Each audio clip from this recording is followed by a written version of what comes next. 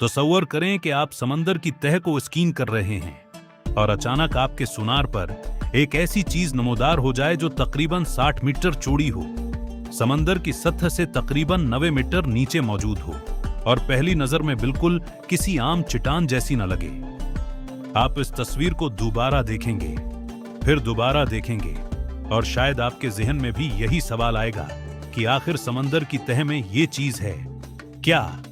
यही सवाल 2011 में एक स्वीडिश समुद्री तहकीकाती टीम के सामने आया और अगले चंद सालों में ये अजीब सी सोनार तस्वीर दुनिया भर में एक ऐसे मामा के तौर पर मशहूर हो गई जिसे लोग बाल्टक सी एनोमली के नाम से जानने लगे।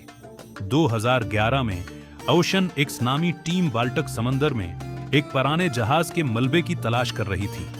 वो सोनार के जरिए समंदर की तह को स्कीन कर रहे थे कि उन्हें एक गैर मामूली साख्त नजर आई।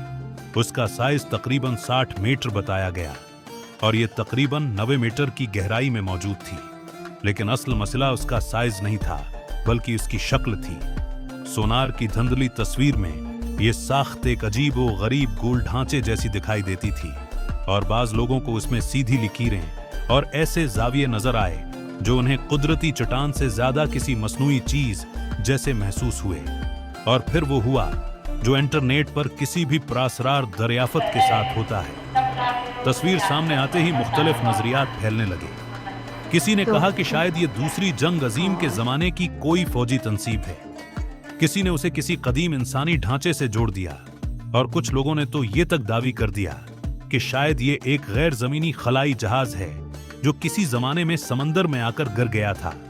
सोनार की तस्वीर वाकई इतनी अजीब थी कि एक नजर में यह ख्याल आ सकता था कि समंदर की तह में कोई बहुत बड़ी मसनूई चीज मौजूद है। लेकिन यहां से कहानी का सबसे अहम हिस्सा शुरू होता है, क्योंकि एक प्रासरार तस्वीर और एक साबित शुदा हकीकत में बहुत बड़ा फर्क होता है।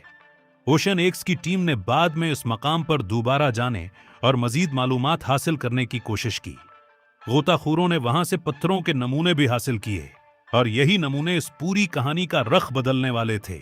जब उन नमूनों का अर्जियाती तज्जिया किया गया तो इनमें ऐसे पत्थर पाए गए जो बाल्टक खते के बर्फानी और अर्जियाती माहौल से मुताबिकत रखते हैं, जिनमें ग्रेनाइट, ग्नीस और सीनेट स्टोन जैसे पत्थर शामिल थे।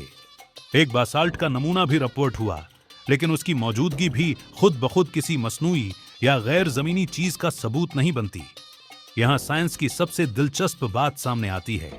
बाल्टक समंदर कोई आम समंदरी इलाका नहीं। इस खते की मौजूदा शक्ल पर कदीम बर्फानी दूर का बहुत बड़ा असर रहा है। हजारों साल पहले बड़े बड़े ग्लेशियर्स इस इलाके से गुजरते और पीछे हटते रहे, अपने साथ चट्टानें और मिट्टी मुंतकिल करते रहे और समंदर की तह को मुख्तलिफ कुदरती शक्लों में ढालते रहे। इसी वजह से माहिरीन ने यह इम्कान पेश किया कि जिस चीज को लोग एक प्रासरार मसनूई ढांचा समझ रहे हैं वो दरअसल कुदरती अर्जियाती तश्कील या बर्फानी अमल से बनने वाली चट्टानी साखत हो सकती है। लेकिन अगर जवाब इतना सादा है तो फिर ये मामा इतने सालों तक जिंदा क्यों रहा? इसकी एक बड़ी वजह वो मशहूर सोनार तस्वीर है। मसला ये है कि असल तस्वीर इंतहाई वाज़ेह हाई रेजोल्यूशन 3 जहती स्क्रीन नहीं थी। सोनार डेटा की महदूद क्वालिटी और इसमें मौजूद डिस्टॉर्शंस की वजह से किसी पेचीदा शक्ल को देखकर यह फैसला करना मुश्किल हो सकता है कि वो हकीकत में कैसी नजर आती है। बाज माहिरीन ने इसी वजह से खबरदार किया कि सिर्फ इस एक तस्वीर को देखकर किसी चीज को मसनूई ढांचा करार देना काबिल एतमाद नहीं। और यही वो जगह है जहां बाल्टक सी एनोमली की असल कहानी और इंटरनेट की कहानी अलग हो जाती हैं। इंटरनेट की कहानी में एक प्रासरार चीज है, एक मुमकिना खलाई जहाज है, अजीब शक्ल है और समंदर की तह में छुपा एक नाकाबिल यकीन राज है। लेकिन साइंसी तस्वीर में हमारे पास एक गैर मामूली सोनार इमेज है, कुछ हासिल किए गए चट्टानी नमूने हैं और एक ऐसी कुदरती वजाहत है जो बाल्टक समंदर की जोग्राफियाई तारीख से मुताबिकत रखती है। अब शायद आप सोच रहे होंगे कि फिर क्या उसका मतलब है कि मामा मुकम्मल तौर पर हल हो चुका है? जरूरी नहीं। उसका मतलब सिर्फ ये है कि गैर मामूली दावे के लिए गैर मामूली सबूत चाहिए और अब तक ऐसा काबिल एतमाद सबूत सामने नहीं आया जो ये साबित करे कि बाल्टक सी एनोमली किसी खलाई जहाज, कदीम तहजीब या किसी नामालूम टेक्नोलॉजी का ढांचा है। दस्तयाब शवाहिद कुदरती ارضیاتی وضاحت کے ساتھ زیادہ مطابقت رکھتے ہیں۔